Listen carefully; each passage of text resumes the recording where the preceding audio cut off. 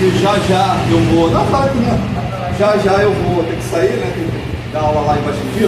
Falar um pouquinho como é que surgiu, né, o projeto literário. Eu havia terminado a minha pós-graduação e eu sempre quis escrever, né, eu entrei para fazer letras, para tentar pegar a técnica de escrita. E aí um professor meu dava aula de gótico, né, o Fernando, falecido Fernando, e eu queria, conversando com ele, falei, Fernando, eu queria muito escrever aquelas histórias que meus pais contavam quando eu era criança, em beira de fogueira, aquelas histórias para dar medo. Ele, seria um gótico brasileiro, brincando comigo. E eu fui, peguei, né, o esquema, que seria o gótico, né, e escrevi esse livro aqui, Panapaná, Contos Sombrios. São contos, na verdade, são histórias ficcionais que parente, né, os amigos lá no jeito pequeno contavam.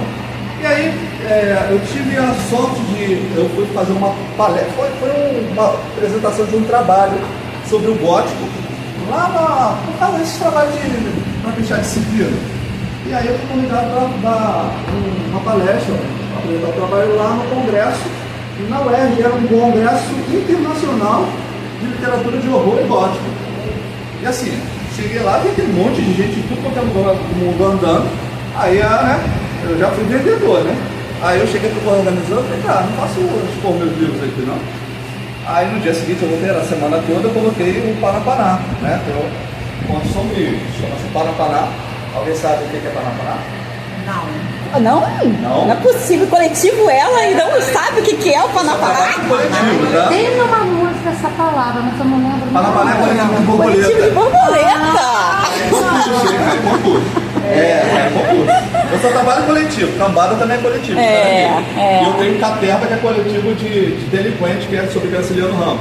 Tem Boana aí, que é coletivo de peixes pequenos. E assim, sempre coletivo. E aí apresentei meu trabalho lá, tudo mais. Pedi uma amiga para ficar vendendo os livros, já que eu estava apresentando o trabalho, e tinha uma galera me esperando, uns estudiosos lá do Rio Grande do Sul para estudar o gótico brasileiro e tal. Eu falei, cara, mas vendi livro aberto. Conclusão, uma dessas pessoas que comprou o livro me chamou, era daqui de São Gonçalo, não, essa era da Zona Oeste, me chamou para dar uma palestra lá na Zona Oeste sobre literatura, ficção, literatura contos curtos, né? E aí eu fiz essa palestra, e nessa palestra tinha uma outra professora que também era, que é professora lá no Darcy Ribeiro. E ela foi e me chamou, você daria essa palestra lá na minha escola? Eu falei, daria, né? Claro, São Gonçalo, né? Ia contextualizar em São Gonçalo, e dei essa palestra lá em São Gonçalo. Bem, eu tive as crianças ouviram aquilo, ficaram encantadas quando eu falava os lugares, fazendo os monólogos, e chegaram em casa contando, pai, tinha monstro em tal lugar, e por mais que eu dissesse às crianças na palestra que aquilo era ficção, as crianças chegavam em casa dizendo o que aconteceu e era verdade que estava no livro. E aí eu comecei a me preocupar. E eu conversei com o Elson Urbano, dono do jornal daqui, né? O jornal para o qual eu escrevo, Graciano também escreve para ele. Coletivo, aqui ó, autoras aqui ó, Érica, Edi, são autoras lá também.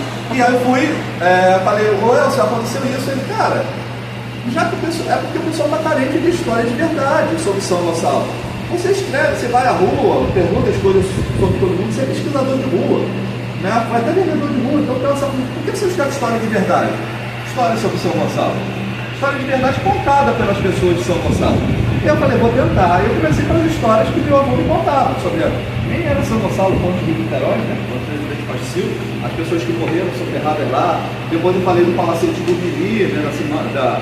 Dos intelectuais que frequentavam, falei da corrida de neve, corrida de automóveis de neve, e aí o jornal começou a vender, a circular, e o El falou, para não, porque o pessoal está gostando, e eu não parei. E aí as palestras que eu passei a dar, eram palestras já falando sobre a memória de São Gonçalo. O jornal já tinha 40 publicações, 40 crônicas, e aí eu falei, El, eu vou juntar tudo, eu vou fazer um livro, aí nasce esse aqui, ó. Ele nem tinha ainda título, mas eu já estava com a ideia de falar dos mangues e tudo mais. E aí eu falei, não, vamos juntar, e eu estava procurando um título para ele.